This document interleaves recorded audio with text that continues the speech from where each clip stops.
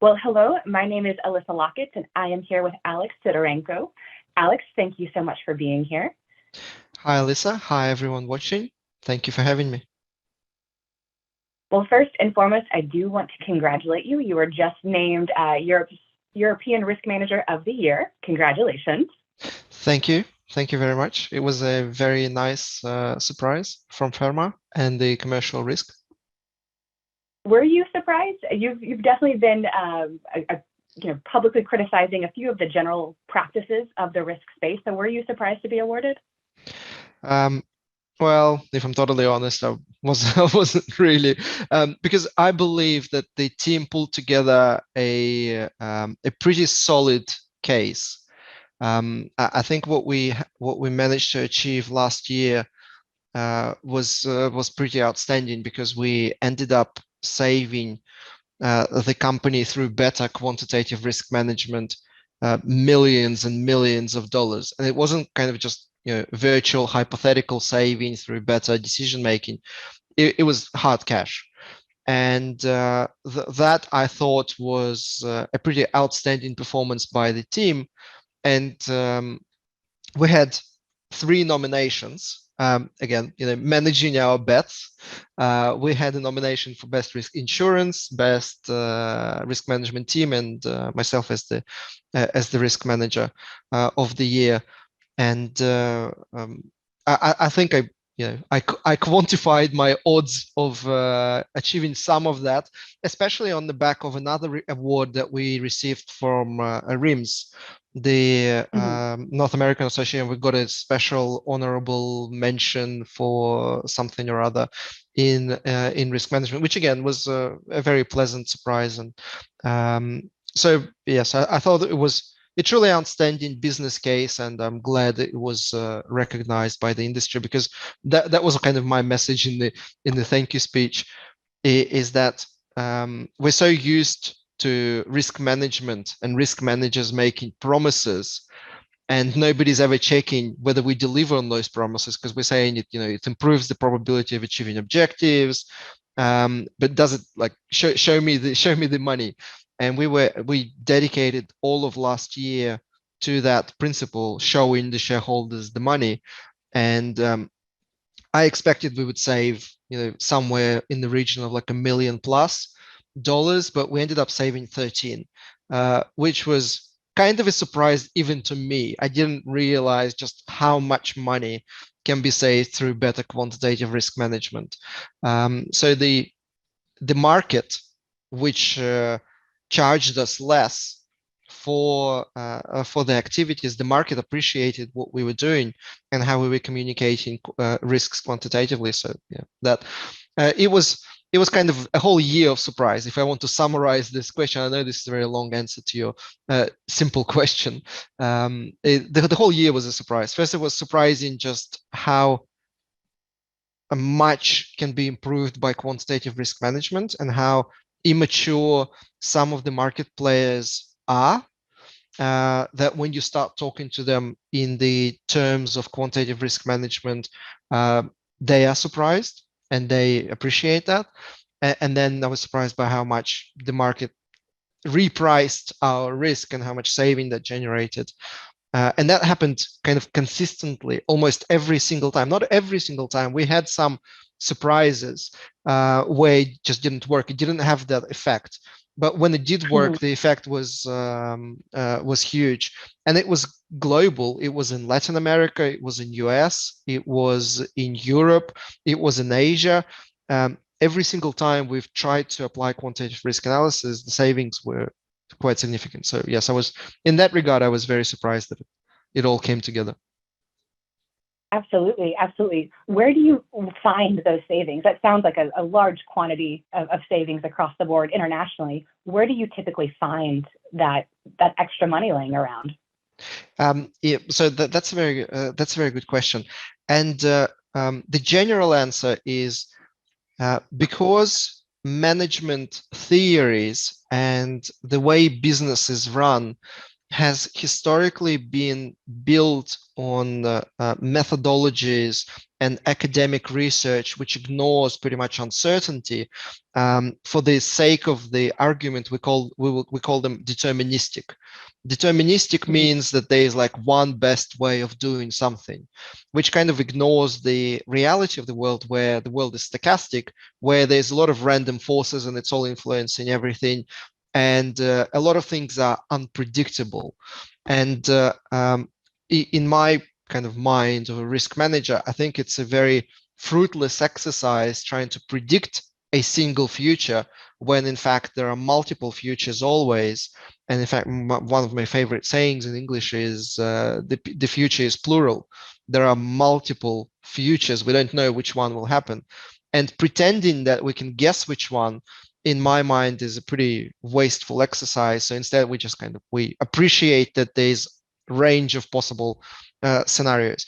And so because most business disciplines have been built on this presumption that there's one single best future and we should strive towards it instead of just appreciating that there are multiple futures, the savings could be in any area, because the way business is run, it's run kind of on the wrong philosophy, so to say, on the deterministic philosophy. So they say, well, once you start integrating the stochastic thinking into any direction, any kind of planning, budgeting, forecasting, pricing, anything to do with the future, choosing between alternatives, anything to do with the future. Once you start integrating risk analysis, it just changes the answer. You thought A was the best choice, but suddenly when you add volatility, B becomes the best choice.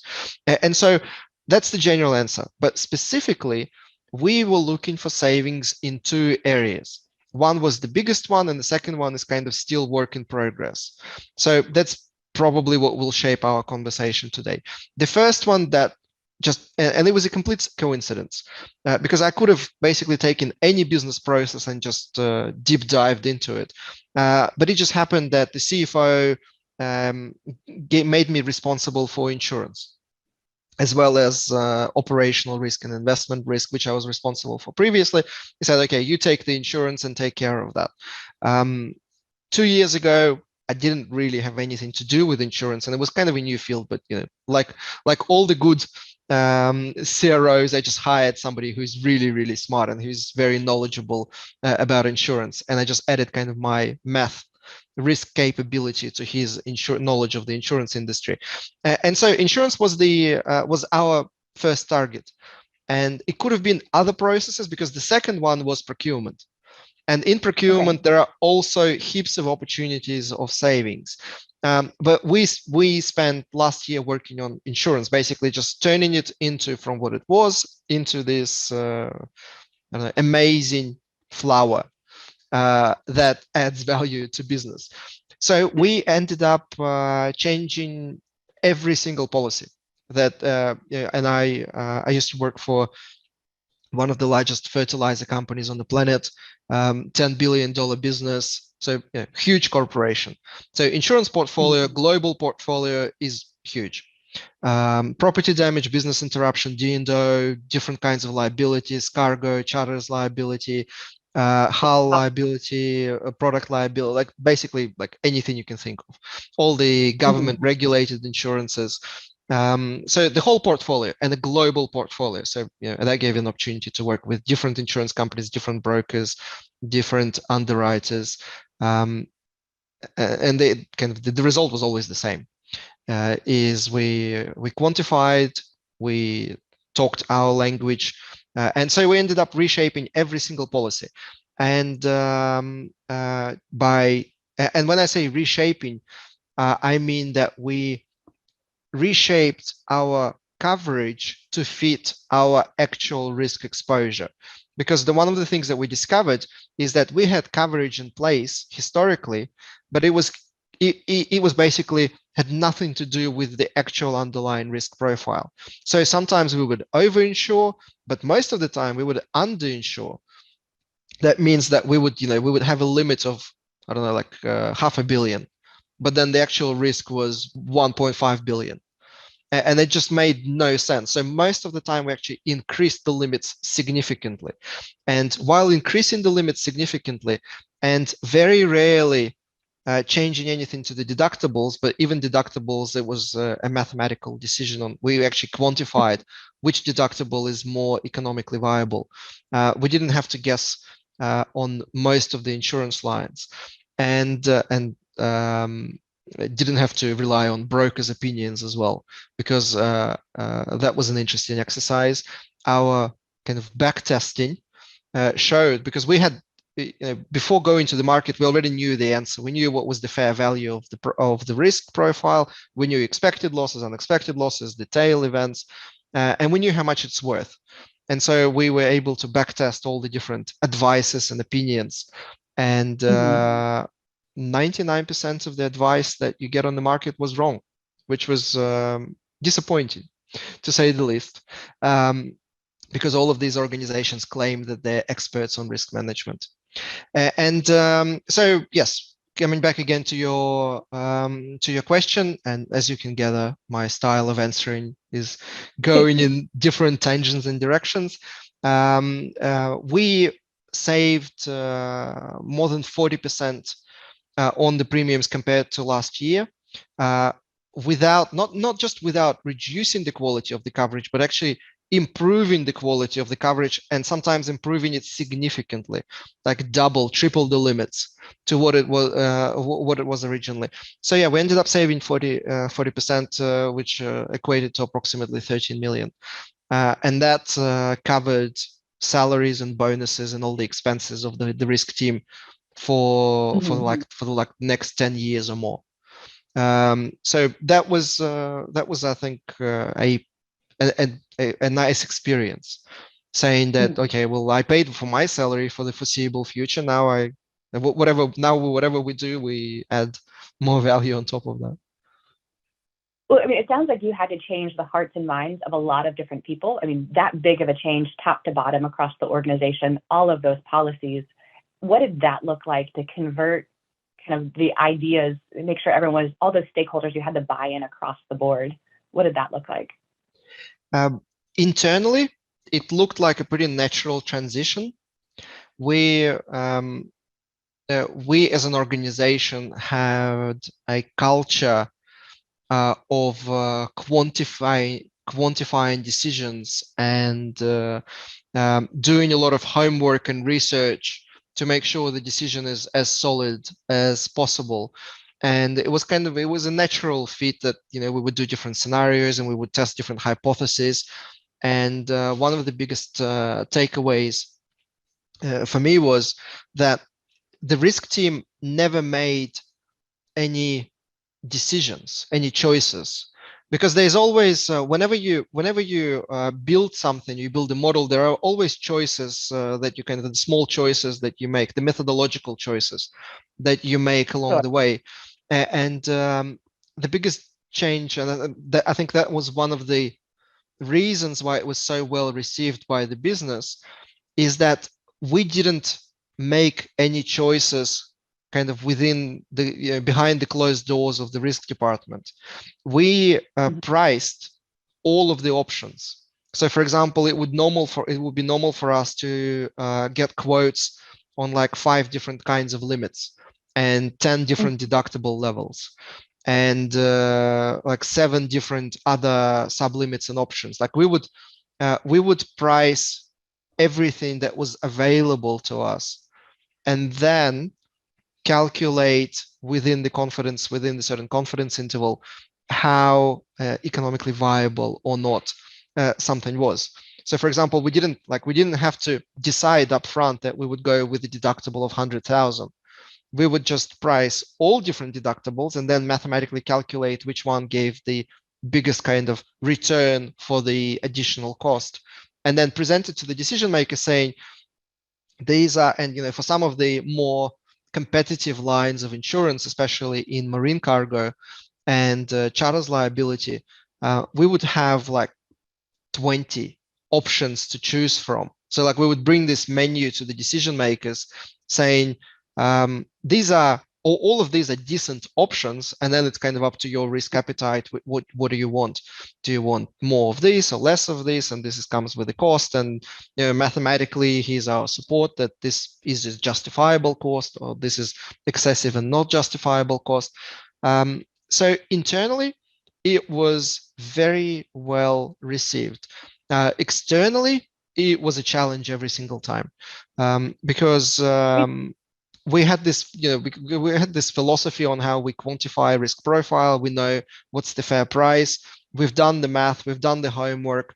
For example, in insurance, it is common to put together a small kind of high-level submission that summarizes the nature of the risk that is being insured, and the brokers do that, and then they send it to underwriters.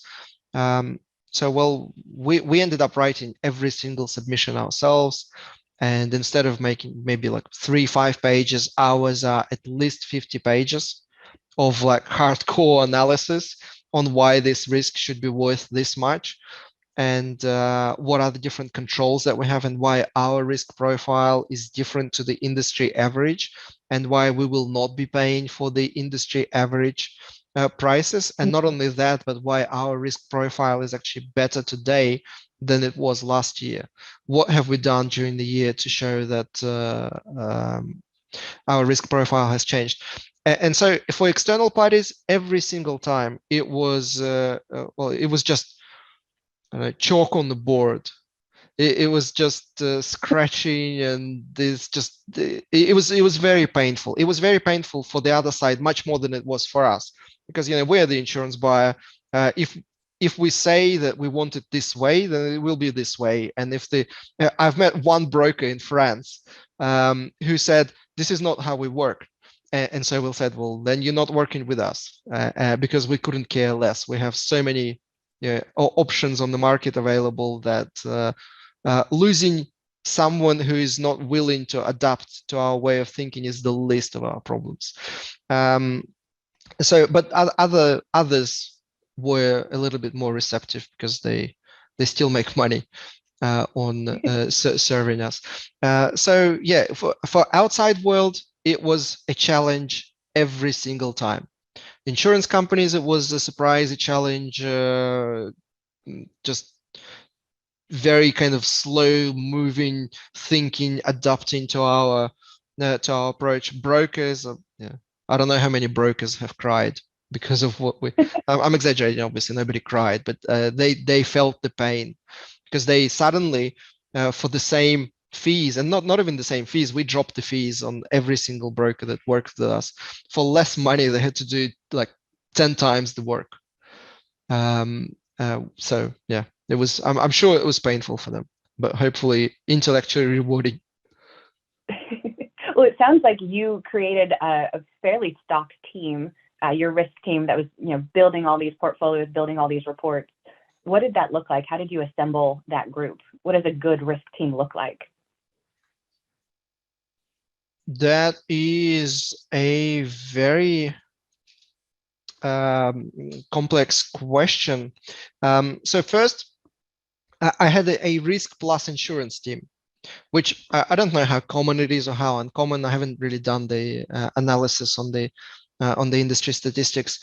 So that had a composition. Well, actually, without making judgments, I'll just tell you what my team was, and then kind of you can decide whether what you make from that. So for insurance, I had 3 people who came from different brokers, and they're very knowledgeable about the insurance industry, insurance products, the underlying kind of world of insurance and reinsurance. They were clueless about risk. And I'm not exaggerating, like completely clueless. Like they don't understand how to quantify it.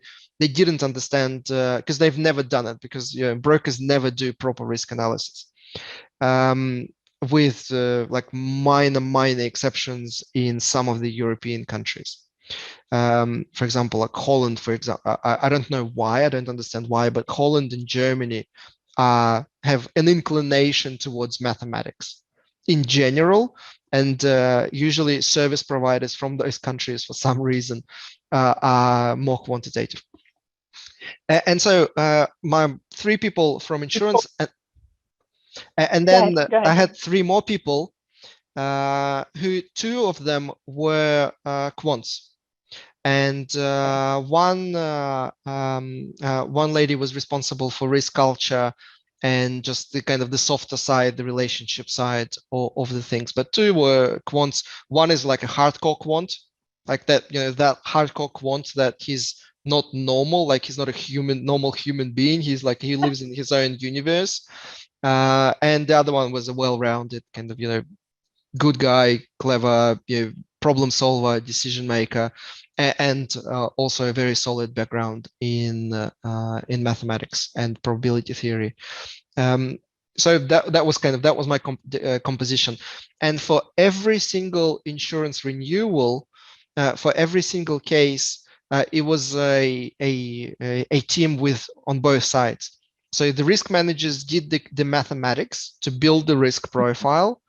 And when I draw a risk profile, I mean, I draw a loss exceedance curve. It's like a probability distribution that represents the nature of the risk profile. And then the insurance guys were kind of putting on top all of the knowledge that they have in insurance. So it was always written kind of 30% math, 70% insurance specifics. Understood. So I think we have time for one more question. But as your team was developing, as you're getting that 70-30 split between mathematics, between the practitioner experience, what were the final outputs, that the decision-oriented discipline that you had to create into that team to make sure that everyone was cohesive, that you could have that final result, that final win of all the cash that was identified? What did that process look like to become a disciplined, oiled risk management team? I wish I knew, because I am, in the industry, I'm not really known as a mild, polite person. So it was pretty autocratic in the way that I have a hypothesis. I had a hypothesis when I was given responsibility for insurance. I had a hypothesis. My hypothesis was that we were overpaying for insurance, and the cost was not fair. And so I started testing that hypothesis with the quants, and I didn't. It wasn't. It wasn't really that insurance, because I hired all of the insurance team fresh. They were joining, understanding that we're going to try and test this hypothesis and we're going to do something different. And in fact, most of the time they said something, I would always, make a joke about, is that system 1 or system 2 thinking? Are you saying that because you've been doing this for the last 15 years, or are you saying it because you've considered all the options and you've done the analysis? And so it was a lot of kind of bending and breaking the mentality that was built in the industry for the first, I don't know, 6, maybe like 12 months. But then once the results started coming in, and the savings, and I think everybody was surprised. We really didn't expect just how much we were overpaying for insurance, because we started calculating what's the fair price, and the numbers just didn't match up. And then we started talking to the markets, and the markets kind of admitted, they agreed that the numbers didn't match up, because we found plenty of underwriters who were willing to sell us products for the prices not even close to what our fair price is. Insurance as a general product is still unfairly priced, but it was much closer than it was before. And sometimes we would reduce the cost by like 7 times, and this is just like mind blowing, 7 times. With that, and again, I repeat that this is very important, not by raising deductibles or reducing limits. No, the quality of the coverage actually improved, because we doubled or tripled the limits usually, and the deductibles either stayed the same, or we've never lowered them, because it made no mathematical sense when we did the calculations, but we've raised them insignificantly. And the 13 million that I mentioned, that's a saving, disregarding the savings through the increased deductibles, because that's a separate conversation. It doesn't take a smart person to increase deductibles. So I think once the results started coming in, the team just realized that it works, and it works such wonders that everybody just went like, oh wow, this is the new way of living. We're going to continue trying it. That is fantastic. Well, thank you so much for your time today. And again, congratulations on European Risk Manager of the Year. We'll talk to you soon. Thanks, Alyssa.